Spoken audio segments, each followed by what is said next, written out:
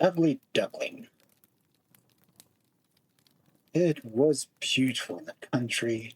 It was summertime, the wheat was yellow, the oats were green, the hay was stacked up in the meadows, and the stork paraded about on his long red legs, discoursing in Egyptian, which language he had learned from his mother. The fields and meadows were skirted by thick woods, and deep lakes lay in the midst of the woods. Yes, it was indeed indescribably beautiful in the country. The sunshine fell warmly on an old mansion surrounded by deep canals, and from the walls down to the water's edge there grew large burdock leaves, so high that children could stand upright among them without being seen. The place was as wild and unfrequented as the thickest part of the wood. A duck had chosen to make her nest there. She was sitting on her eggs, but the pleasure she had felt at first was now almost gone. She was bored because she had been there for so long and had so few visitors that the other ducks preferred swimming in the canals to sitting among the burdock leaves and gossiping with her. At last, the eggs cracked, one after another. All the eggs were alive, and one little head after another popped out. "Crack, crack, out with you!" said the duck, and all the ducklings got up as best they could. And they peeped out from under the green leaves, and the green is good for the eyes. Their mother let them look as long as they needed. "How large the world is!" said the little ones, for they found their present situation very different from their former confined one inside an egg. "Can you imagine the whole world?" said the mother. "It extends far beyond the other side of the garden to the vicar's field, but I myself have never been there. Oh, dear!" And then she got up. "Oh, dear," she thought. "The largest egg is still here. How long does it take? I'm so very weary of it." And then she sat down again. "I'm really fed up with it." And as she was sitting there brooding, another duck arrived to pay her a visit. "Well, how are the eggs getting on?" asked the visitor. "This one egg keeps me so long," said the mother. "It simply will not break. But you should see the others. They're the prettiest little ducklings I have seen in all my days. They look like their handsome father. That good-for-nothing fellow. He has not been here since visiting me once." "Oh, let me have a look at that egg that will not break," said the visiting duck. "Depend upon it, it's a turkey's egg. I cheated in the same way once. I had such trouble with the young ones, and they were terribly afraid of the water, and I could not get them in. I called and scolded, but it was of no use. But let me see the egg. Oh, yes, to be sure, that is a turkey's egg. Leave it, and rather teach the others ones how to swim." "I will sit and wait a little longer," said the duck. "I've been sitting so long, now I want to see what will come out." "As you like," said the visitor, and waddled out. At last the big egg burst, said the little one as it tumbled out. But oh, how big and ugly it was! The duck looked at it closely. "That is a big, strong creature," she said. "It is not like any of the others. Can it be a young turkey cock? Well, we shall soon find out. It has got to go into the water, even if I have to push it in myself."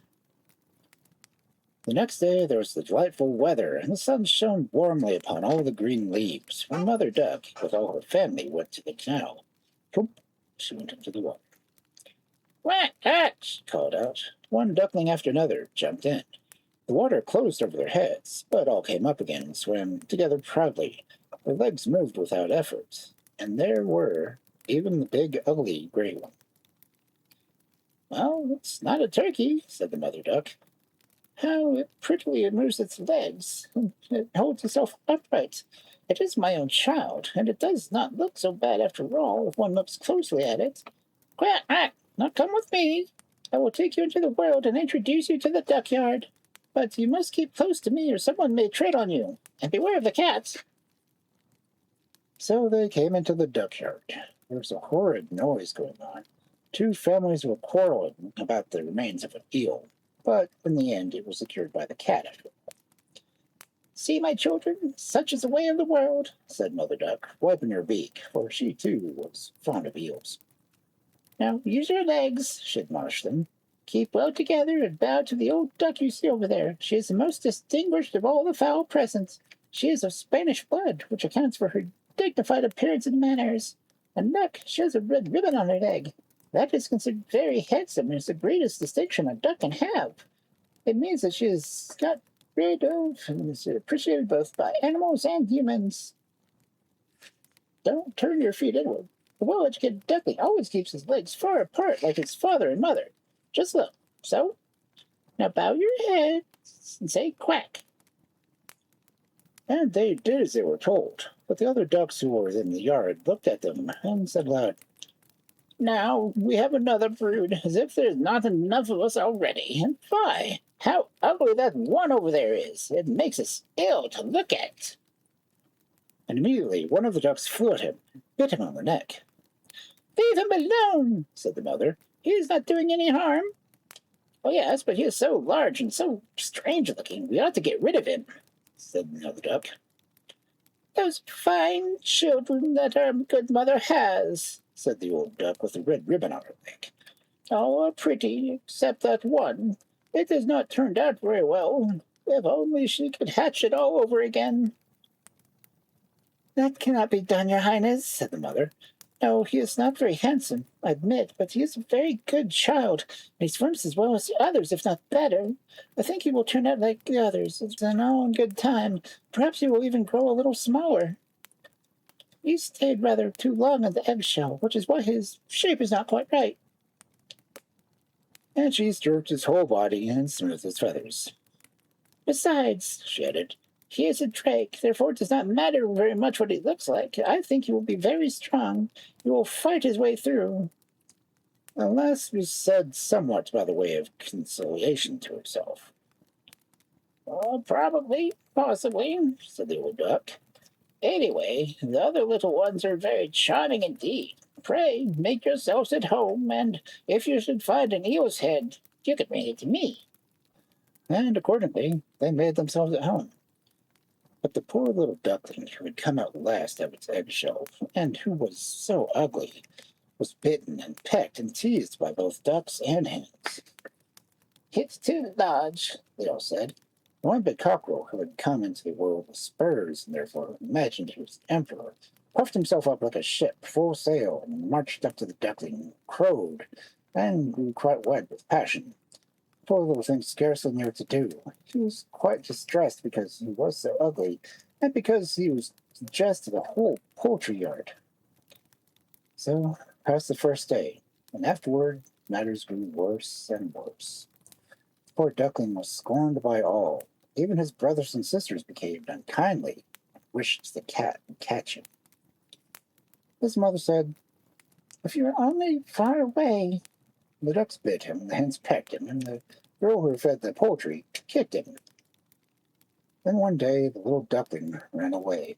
He fluttered over the fence, and the little birds in the bushes were terrified. That is because I am so ugly, thought the duckling, shutting his eyes and running on blindly. At last he came to a wide moor where lived some wild ducks. Here he might lay the whole night. He was so tired and so distressed. In the morning, the wild ducks flew up and noticed their new companion. Pray, who are you? They asked. Our ugly little duckling bowed in all directions and greeted them as politely as possible, with his little heart trembling violently. You really are uncommonly ugly, said the wild ducks. However, that does not matter to us, provided you do not marry into our family. Poor thing! He had never thought of marrying. He only begged permission to lie among the reeds and drink the water of the moor. There he lay for 2 whole days, and the third day came 2 wild geese, or rather ganders, who had not been long out of their eggshells, which accounted for their impertinence. Listen, they said, we like you because you're so ugly. Come with us and become a bird of passage. On another moor, not far from here, there are some wild, sweet geese, all lovely creatures, who keep saying, hiss, hiss. You are truly on the way to make your fortune, ugly as you are. So they all went their way. A gun went off all at once, and both wild geese were stretched dead on the reeds, and the water became red with blood. Boom! Another gun went off. Whole flocks of wild geese flew up from among the reeds, and another report followed. This was a grand shooting party. The sportsmen were all lying in ambush all around. Some were even sitting in the trees whose large branches stretched far over the moor. The blue smoke rose through the thick growth like a mist that was dispersed as it fell over the water. The gun dogs splashed about in the mud. The reeds and rushes bent in all directions. How frightened the poor little duck was. He tried to hide his head under his wing, but suddenly the most formidable-looking dog stood close to him, his tongue hanging out of his mouth, his eyes sparkling fearfully. When he opened his jaws wide at the side of our duckling and showed his sharp white teeth, splash, splash, he was gone. Gone without hurting him. Let me be thankful, the duckling sighed. I am so ugly that even the dog would not bite me. Now he lay quite still, while shot followed shot through the reeds. The noise did not cease till late in the day, and even then the poor thing dared not stir. He waited several hours before he looked around him, and hastened away from the moor as fast as he could. He ran over fields and meadows, though the wind was so strong he could hardly move against it. Towards evening he reached the wretched little hut. It was standing so crookedly that it did not know on which side to fall, and therefore remained standing. The wind blew so violently that our duckling had to sit down on his tail, for all his strength had left him. Then he noticed that the door had lost one of its hinges and hung so that, awry, he could creep through the crevice into the room, which he did. In this room lived an old woman with her tomcats and her hen, and the cat, whom she called her little son, knew how to arch his back and purr. Indeed, he could even emit sparks when stroked the wrong way. He was a very gifted cat. And the hen had very short legs, therefore called baby shortlegs. She laid very good eggs, and the old woman loved her as though she were her own child. "Oh, what's that?" asked the old woman, looking around. However, her eyesight was not good, and she took the young duckling for a fat duck who had lost his way. "This is a capital catch," she said. "Now I shall have duck eggs, if it is not a drake. We shall have to see." And so the ugly duckling was taken on approval for 3 weeks, but no eggs made their appearance. Now the cat was the master of the house, and the hen was the mistress, and they were in the habit of saying, "we and the world," for they imagined themselves to be not only half of the world, but also by far the better half. The duckling thought it was possible to read a different opinion, and that the hen would not allow. "Don't you lay eggs?" she asked. "No." "Well, then hold your tongue." And the cat asked, "Can you arch your back? Can you purr? Can you emit sparks?" "No." "Then you should voice no opinion when reasonable persons are speaking." So the duckling sat alone in the corner, and was in a very bad mood, though he thought the fresh air bright sunshine, and that gave him such a strong desire to swim again, and that he could not help telling the hen about it. "Nonsense," said the hen. "You have nothing to do. That is why you brood over such fancies. Either lay an egg or purr, and then you won't forget them." "But it is so delicious to swim," said the duckling. "So wonderful when the water is closed over your head as you plunge into the bottom." "That is a queer sense of pleasure," said the hen. "You must be crazy. You ask the cat. He is the most sensible animal I know, whether he would like to swim or plunge into the bottom of water. Not to speak for myself, as our mistress, the old woman, she is nearly as wise as a cat. Do you think she would take pleasure in swimming in water closing over her head?" "You do not understand me," said the duckling. "Well, if we do not understand you, who would? You think yourself wiser than the cat and the old woman, not to speak for myself. Do not fancy any such thing, child. Should be grateful to have all kindnesses have been shown to you. Are you not lodged in a warm room? Have you not the advantage of society in which you can learn something? But you are just a chatterbox, and it's wearisome to have anything to do with you. Believe me, I wish you well. You can trust me. I can tell you unpleasant truths, and thus the real friendship is shown. Endeavor to learn how to lay eggs or to purr or to emit sparks, and then come back and talk to me.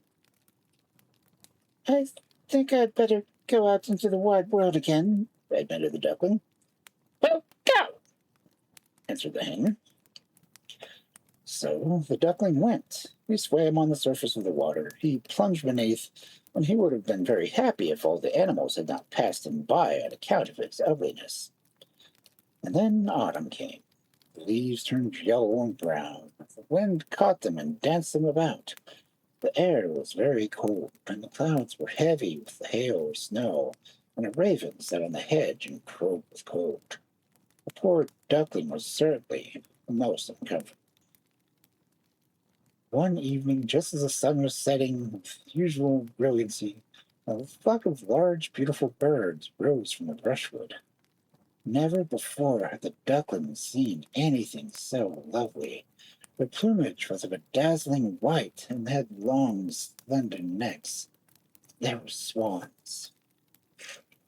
They uttered a peculiar cry, spread out their long, splendid wings, and flew away from the cold regions to warmer countries across the open sea.